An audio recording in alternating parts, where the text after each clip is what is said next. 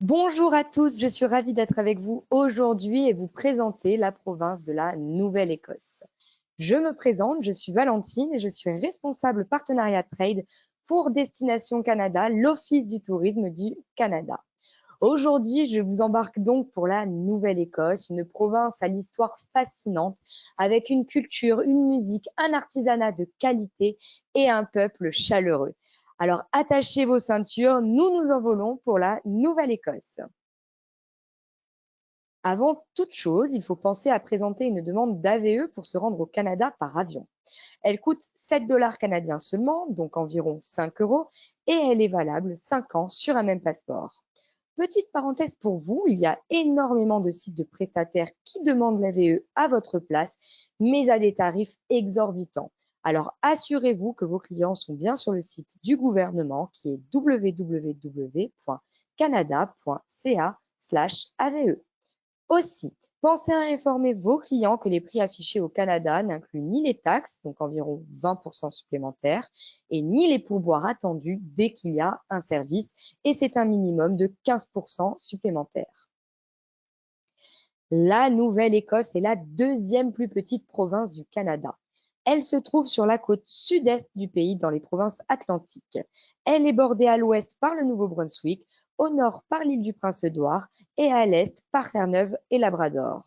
Sa superficie de 55 000 km² représente à peu près 5 fois la taille de la région Île-de-France, mais elle ne compte qu'un peu moins d'1 million d'habitants. 4% de la population y parle français. D'ailleurs, je vous invite à consulter le site internet Corridor Canada pour faire découvrir à vos clients les expériences en français du Canada. Au départ de Paris-Charles de Gaulle, il faut s'envoler vers le hub de Montréal via Air Canada, Air France ou Air Transat avant de prendre une correspondance avec Air Canada pour arriver à Halifax. Au total, ça fera 12 heures de trajet avec escale et à destination, n'oubliez pas de reculer vos montres de 5 heures. Depuis Montréal, si vos clients préfèrent venir dans les Maritimes en train, sachez que la Nouvelle-Écosse est couverte par la Voie des Maritimes. C'est un train couchette qui traverse l'Est canadien et notamment les provinces du Québec, du Nouveau-Brunswick et de la Nouvelle-Écosse. La portion Montréal-Halifax prend 21h51 précisément avec une nuit à bord. Ça vous permet d'admirer les paysages depuis une voiture panoramique à 2 niveaux et de profiter d'un bar ou d'un wagon-restaurant. Et d'ailleurs, vous pouvez même vous arrêter en chemin, par exemple à Truro ou à Amherst. Certains visiteurs voudront même arriver sur la presqu'île de Nouvelle-Écosse par voie terrestre. Depuis le Québec, cela leur fait traverser la province du Nouveau-Brunswick, ce qui fait un beau voyage itinérant. Le climat de la Nouvelle-Écosse peut se résumer en un mot, modéré. La température quotidienne fluctue surtout en fonction de l'heure, de la journée et de votre proximité de l'océan. Cette province est surtout visitée l'été, mais si vos clients décident de venir au printemps, ils apprécieront la nature en fleurs. Les températures remontent doucement après l'hiver et les nuits restent fraîches. L'été est agréable, comptez environ 25 degrés, voire 30 degrés et au-delà. L'automne, quant à lui, est coloré, les températures restent douces en journée, mais se font fraîches la nuit, ce qui rend les feuilles des arbres lumineuses. Pour admirer cet été indien, venez du 15 septembre au 15 octobre, plus ou moins. Et pour finir, l'hiver est sans surprise enneigé. Le décor vous fera fondre avant de fondre vraiment en mars. Comme la province n'est pas très grande, il est tout à fait possible d'en faire un petit tour en 2 semaines et un grand tour en 3 semaines. Ça vous ferait un séjour mémorable car les régions sont vraiment très variées. Vous voyez d'ailleurs que la province est organisée en 7 régions touristiques. Alors c'est parti pour notre grand tour. Nous allons commencer notre visite à Halifax, qui est la porte d'entrée pour la Nouvelle-Écosse et la capitale de cette province. Depuis l'aéroport Stanfield d'Halifax, code YHZ, vous pouvez vous rendre au centre-ville de plusieurs manières.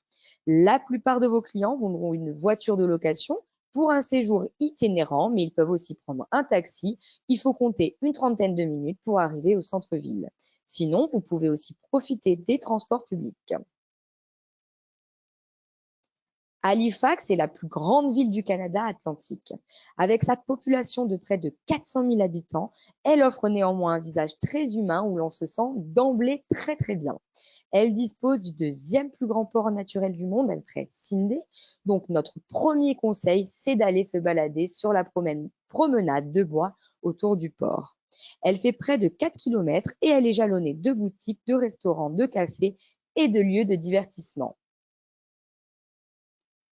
Pour surveiller un port naturel et une base navale aussi importante, les Britanniques avaient fait construire une citadelle en forme d'étoile que vous pouvez voir ici. C'est le lieu historique national de la citadelle d'Halifax qui surplombe la ville. On y trouve le 78e régiment des Highlanders, dont les soldats portaient le kilt. Et une des expériences sympathiques proposées sur place consiste à devenir un soldat pendant une journée et pour découvrir le fonctionnement d'une telle forteresse. Vous pouvez faire le reste de la ville à pied car elle reste assez concentrée. Je vous conseille vivement de visiter le quai 21, qui est le musée de l'immigration du Canada, et aussi la porte d'entrée par laquelle 1 million d'immigrants sont passés pour commencer ici leur nouvelle vie. Vous pouvez d'ailleurs même y retracer les noms et dates d'arrivée de vos ancêtres. Ce musée est vraiment fascinant. Ne manquez pas non plus les bâtiments Historic Properties qui sont le long du front de mer. Les amateurs de jardin iront aussi flâner au bucolique jardin public d'Halifax. C'est un exemple de jardin victorien classique. Et bien sûr, vos clients pourraient en connaître davantage sur le patrimoine de la mer et revivre l'histoire du Titanic au musée maritime de l'Atlantique. D'ailleurs, saviez-vous que le naufrage du Titanic en 1912 s'est passé près des côtes canadiennes? C'était exactement vers la province de Terre-Neuve, donc une autre province maritime canadienne, mais comme le port d'Halifax est très grand, les bateaux pour repêcher les victimes sont principalement venus du port d'Halifax. Du coup, des centaines de victimes sont enterrées au cimetière Fairview d'Halifax, dont un certain John Dunson. En parlant du Titanic et comme le réalisateur James Cameron est canadien, je vous conseille évidemment de regarder le film dont une partie a été effectivement tournée au large des côtes d'Halifax à bord d'un brise-glace canadien. La province a aussi accueilli d'autres productions cinématographiques comme par exemple la comédie dramatique Jeunes mariés ou encore le film de science-fiction Outlander, le dernier Viking. Et pour ceux qui préfèrent les séries, pensez à La Maison sur le lac, Haven ou encore The Book of Negroes. Maintenant que vous cernez Halifax, il est temps de prendre le large et pour ça, direction le rivage sud à l'ouest d'Halifax. On y trouve la plus charmante route des phares et un parc chargé d'histoire. Le panorama côtier est un des trésors de la Nouvelle-Écosse. Entre Peggy's Cove et Lunenburg, vous trouverez une route de phare panoramique réputée sur une centaine de kilomètres. Cela ne prend qu'une heure de trajet, mais comme on s'arrête beaucoup dans les villages et pour des photos, c'est une excursion à la journée depuis Halifax. Donc notre premier arrêt est Peggy's Cove. C'est un authentique village de pêcheurs que vous reconnaîtrez à son phare et qui est perché sur un énorme bloc de granit. On y trouve aussi de charmantes boutiques d'artisanat et de sympathiques cafés après une bonne balade. Un peu plus loin maintenant, on est saisi devant la beauté du site de Mahon Bay. 3 églises construites côte à côte font face à la baie. Le port de Plaisance est aussi très mignon et c'est une petite ville idéale pour manger, faire des boutiques d'artisanat ou encore se loger. Enfin, pour clore la route des phares, nous voilà à Lunenburg. On y découvre une histoire maritime haute en couleurs en déambulant dans les ruelles étroites. Par exemple, vous avez remarqué que les maisons y sont très colorées, alors pourquoi? Tout simplement car à l'époque, les pêcheurs utilisaient le reste de peinture de leur bateau pour peindre leur domicile. Le charme et l'histoire de cette ville lui ont d'ailleurs valu la distinction de site du patrimoine mondial de l'UNESCO. Toujours à Lunenburg, vous pourriez voir le Blue Nose 2. Cette goélette fait 43 mètres de haut et figure sur la pièce canadienne de 10 centimes. C'est une icône nationale. De juin à septembre, elle propose des balades en mer, donc si vous ne la voyez pas au port, vous savez pourquoi. D'ailleurs, comme la Nouvelle-Écosse est dotée d'un littoral très important, vos clients pourraient explorer les côtes à bord d'un voilier, seul ou encore en groupe, pour 2 heures ou tout simplement quelques jours. Quittons maintenant un peu la mer pour découvrir un parc historique à 1h30 en retrait de Lunenburg, le parc de Kijimkujik. On y trouve des gravures sur pierre, c'est-à-dire des pétroglyphes, réalisés par les autochtones Mi'kmaq qui y vivaient il y a 10 000 ans. Des guides proposent des visites passionnantes pour comprendre l'importance de ces témoignages d'histoire. Et puis, c'est l'endroit parfait pour pagayer sur des voies de canotage paisibles ou tout simplement prendre l'air de la forêt sur les nombreux sentiers interprétatifs. Le calme y est d'ailleurs propice à l'observation des orignaux. Et la nuit, c'est l'endroit aussi idéal pour observer le ciel car vous êtes ici dans une réserve de ciel étoilé, donc bien protégée de la pollution atmosphérique. Des excursions nocturnes guidées sont proposées et comme vous pouvez le voir sur la photo, c'est juste féerique. Nous allons maintenant revenir côté littoral, car si nous n'étions pas allés au centre de l'île, la route de Lunenburg nous aurait mené plein sud pour retrouver nos cousins acadiens. Ce sont des francophones sur lesquels je vais revenir. Sur cette côte acadienne, faites un premier arrêt à la ville de Barrington, c'est la Lobster Capital of Canada. Ils ont même instauré une route du homard et un lobster crawl tout le mois de février sur le rivage sud car c'est une période de pêche intense. Le livre des records vous rappellera d'ailleurs que le plus gros homard du monde a été pêché au large de la Nouvelle-Écosse. Et d'ailleurs, pour la petite info, il faisait 1,10 m pour 20 kilos et 100 ans d'âge. C'était une belle bête. Évidemment, mieux vaut aimer les poissons et fruits de mer car ils sont la vedette en Nouvelle-Écosse. Essayez leur chaudrée de la mer, cette soupe de poisson est déclinée en version au homard et c'est juste délicieux. Goûtez aussi la soupe acadienne aux crosses de fougère ou encore un fricot au poulet. Et à Halifax, leur spécialité, c'est le doner, fait avec de la viande de bœuf épicée et une sauce au lait sucré. Tout au bout, à l'ouest de la Nouvelle-Écosse, nous arrivons à Yarmouth, 40 minutes plus loin. Cette ville est l'endroit idéal pour que vos clients s'initient à la pêche locale avec des pêcheurs francophones. Ils leur feront découvrir les outils et techniques qui ramènent de si bons produits. Et aussi visiter les marchés fermiers car on est dans une région résolument gourmande. 3/4 d'heure au nord, la ville de Clare est le fief d'une importante communauté d'Acadiens. Ce sont les descendants des explorateurs français qui s'étaient établis le long des côtes canadiennes et notamment autour de la baie de Fundy qui est si fertile. Ils avaient été aidés par les autochtones Mi'kmaq pour survivre leurs premiers hivers et sont très très fiers de leur origine française. Alors je vous donne rendez-vous le 15 août pendant le Tintamarre de Clare. Et d'ailleurs, il est très connu et commémore leur histoire d'immigrants délogés de leur terre par les Anglais avant d'avoir eu le droit de revenir peu à peu. En remontant maintenant vers le nord-est, nous longeons la baie de Fundy par la vallée de l'Annapolis. Toujours des fruits de mer, mais aussi des vergers et des vignobles vous y attendent. Mais d'abord, à 1 heure de Clare, à Digby, c'est le moment de prendre la mer pour observer jusqu'à 12 espèces de baleines. Elles viennent s'accoupler, jouer et se gorger de plancton en vous régalant de leur spectacle de juin à octobre. La petite ville de Digby est aussi très connue pour son élevage de pétoncles, donc ce sont des coquilles Saint-Jacques, que vous pouvez goûter, ne vous en doutez pas, à tous les restaurants locaux. 30 minutes plus loin, vous trouverez de nombreux hébergements vers Annapolis Royal. Cette petite localité était le plus ancien établissement européen au Canada. Vous pouvez y visiter le lieu historique national du Fort Anne ou encore les jardins historiques d'Annapolis Royal. En longeant la baie, vous admirerez la superbe baie de Fundy. À 1h20 d'Annapolis Royal, vous découvrirez Halls Harbour, un petit port de pêche pittoresque où manger du homard tout en observant la baie se muer 2 fois par jour au gré des marées. Quand vous avez pris des forces, direction Cap Split, ici en photo, pour une randonnée spectaculaire sur la baie de Fundy.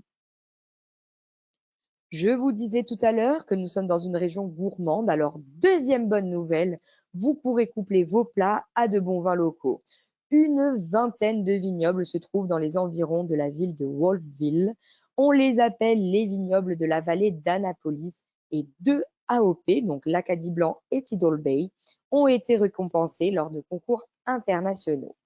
L'autre intérêt de cette route des vins est d'offrir des vignobles avec restaurant de la ferme à la table, avec des vues juste imprenables sur la baie de Fundy. Vous pouvez d'ailleurs rencontrer les producteurs locaux au marché fermier de Wolfville. À 10 minutes de Wolfville, vous devez aussi absolument visiter le lieu historique national de Grand-Pré. Ce site est l'un des premiers villages acadiens, d'où la belle église de pierre de cette photo. Vous y découvrirez l'histoire émouvante de ces francophones qui ont été chassés de chez eux lors de ce qu'on appelle le Grand Dérangement de 1755. Ce lieu et les paysages de Grand-Pré sont d'ailleurs classés au patrimoine mondial de l'UNESCO. Maintenant, plus nous irons vers l'est, plus la culture écossaise va se faire sentir. Encore 1 heure de route le long de la baie de Fundy, puis l'horizon se rétrécit sur ce bout de baie, mais les vues sont toujours splendides avec cette couleur ocre brassée 2 fois par jour. À marée basse, on peut s'installer, manger sur le fond de l'océan, comme ici à Burncoat Head Park. D'ailleurs, les marées dévoilent souvent des fossiles de l'âge carbonifère, c'est-à-dire il y a 300 millions d'années, alors soyez vraiment attentifs. Après le repas, place aux sensations fortes avec la descente des rapides pendant le Mascaret à bord d'un Zodiac. C'est le moment où l'eau descendant de la rivière Shubenacadie rencontre les eaux montantes de la marée de la baie de Fundy. Ça crée alors le Mascaret, la seule montagne russe aquatique de la Nouvelle-Écosse, avec des vagues, écoutez bien, de 2 à 6 mètres. Ceux qui sont tentés par un détour peuvent aller aussi pagayer entre des formations rocheuses étonnantes, comme ici aux Trois Sœurs, en face des rochers Hopewell du Nouveau-Brunswick. Ici, même au plus profond de la baie, les marées sont impressionnantes car ce sont les plus hautes marées au monde. Chaque jour, 2 fois par jour, 160 milliards de tonnes d'eau de mer entrent et sortent de la baie. C'est le volume équivalent de toute l'eau de toutes les rivières du monde. Et concrètement, ça représente une différence d'une dizaine de mètres de haut, c'est-à-dire la hauteur d'un bâtiment de 4 étages. Donc, si vous partez randonner sur le fond de l'océan, vérifiez toujours les horaires des marées ou sinon prenez votre maillot de bain. D'ailleurs, en parlant de maillot de bain, gardez-le pour vous baigner dans les eaux les plus chaudes au nord des îles des Carolines. Côté détroit du Northumberland, à 1 heure de route de Burncoat, la protection naturelle de l'île du Prince-Édouard crée des conditions idéales de baignade. Et pour ne rien gâcher, ce paradis est surnommé la côte ensoleillée car le brouillard n'y reste pas. Alors vous n'avez pas d'excuse pour profiter des panoramas depuis l'une des 30 plages de sable fin de ce détroit.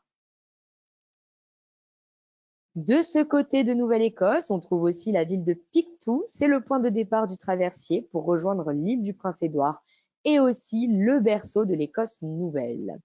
Vous pouvez y monter à bord de la réplique du célèbre voilier Hector que vous voyez ici en bas à gauche. Ce musée raconte la traversée de l'océan Atlantique par les immigrants écossais et c'est vraiment très émouvant. D'ailleurs, un auteur canadien a écrit sur ce thème et c'est Alistair MacLeod. Dans son livre La perte et le fracas, il raconte l'histoire de sa famille, des Écossais arrivés dans le Nouveau Monde au Cap-Breton en 1779. Dans un autre genre, vos clients peuvent aussi profiter d'un voyage itinérant et lent pour lire les merveilleux poèmes de Gérard Leblanc.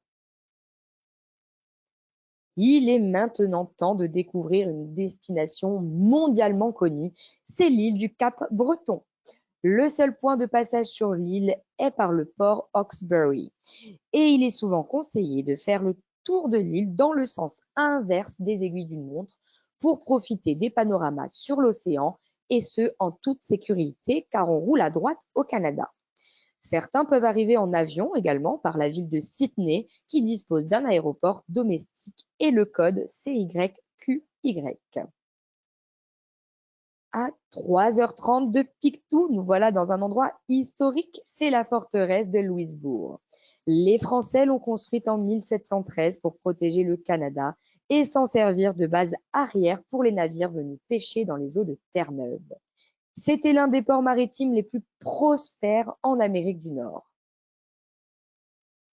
Vos clients pourront aussi s'y promener entourés de guides interprètes en costume d'époque pour faire l'expérience de la vie d'un colon français. C'est la plus grande reconstruction historique en Amérique du Nord. Vous pouvez même manger dans l'un des restaurants d'époque où l'on utilise des recettes qui datent de plus de 250 ans.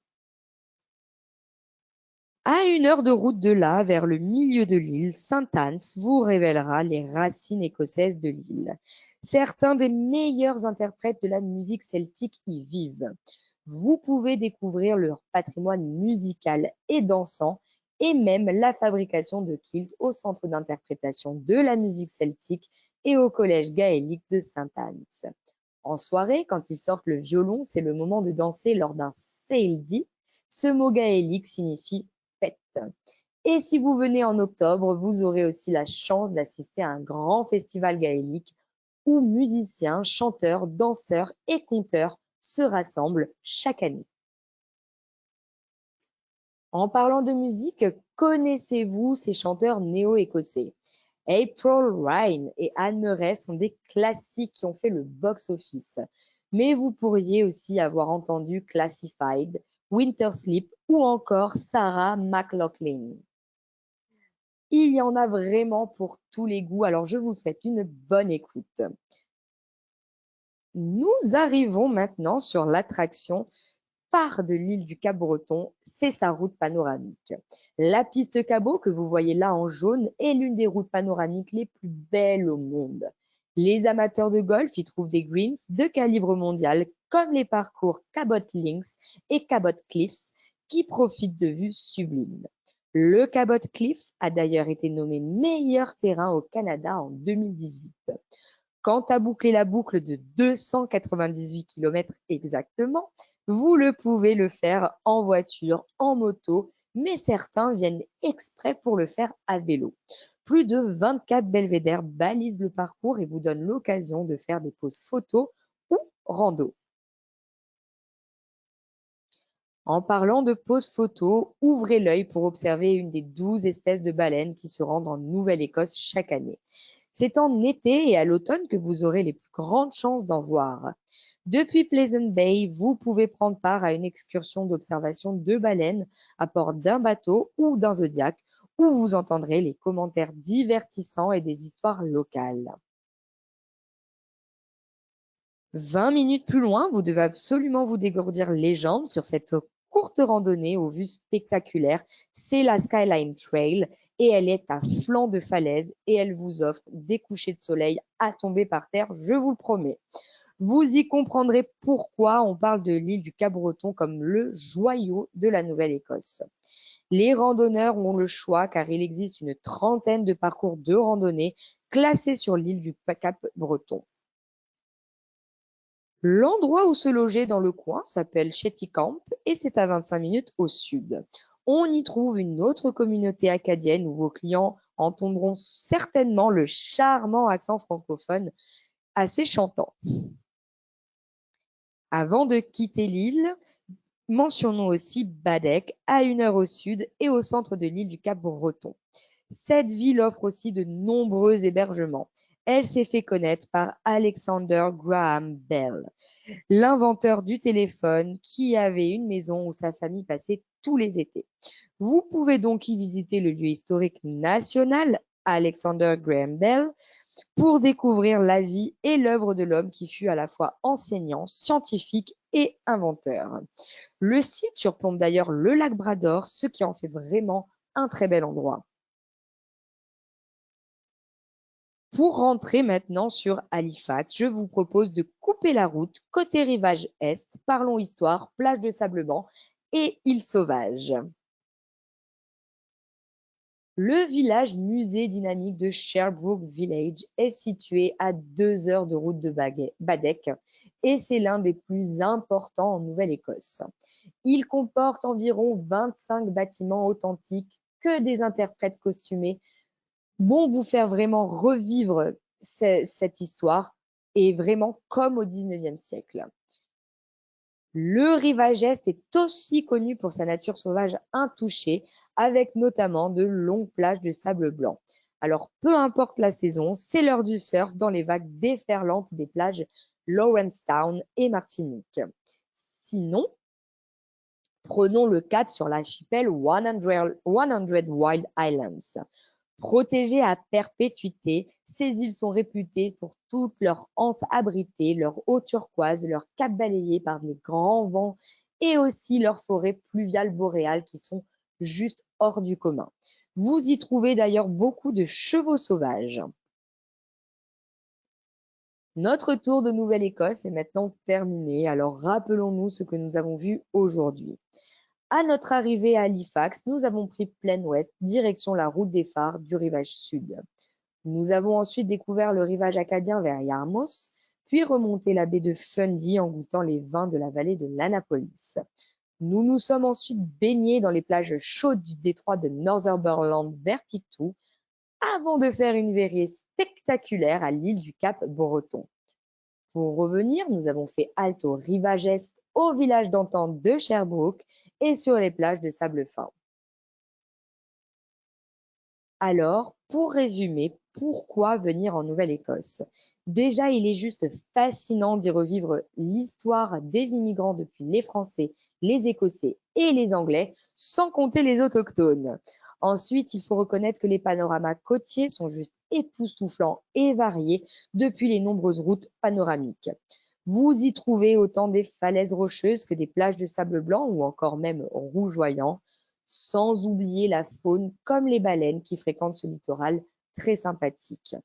Enfin, village de pêcheurs, bergers, vignobles, tout ça donne une douceur de vivre bien gourmande à la presqu'île de Nouvelle-Écosse. Alors, quand partez-vous en Nouvelle-Écosse? Dites-nous et surtout rappelez-vous que notre équipe est là pour vous aider avec vos itinéraires ou si vous avez besoin d'une liste de réceptifs, n'hésitez pas à nous contacter. Donc, pour en savoir plus, visitez les sites officiels de l'Office de tourisme national avec explorecanada.fr et l'Office de tourisme provincial avec novascotia.com ou sinon /fr. Je reste bien sûr à votre disposition pour toute question. Vous trouvez ici mon courriel qui est vpissard@tourisme-synergique.com. Pour terminer, je vous laisse avec la magnifique vidéo de la province de la Nouvelle-Écosse et je vous souhaite une très belle journée à tous et je vous dis donc à bientôt au Canada.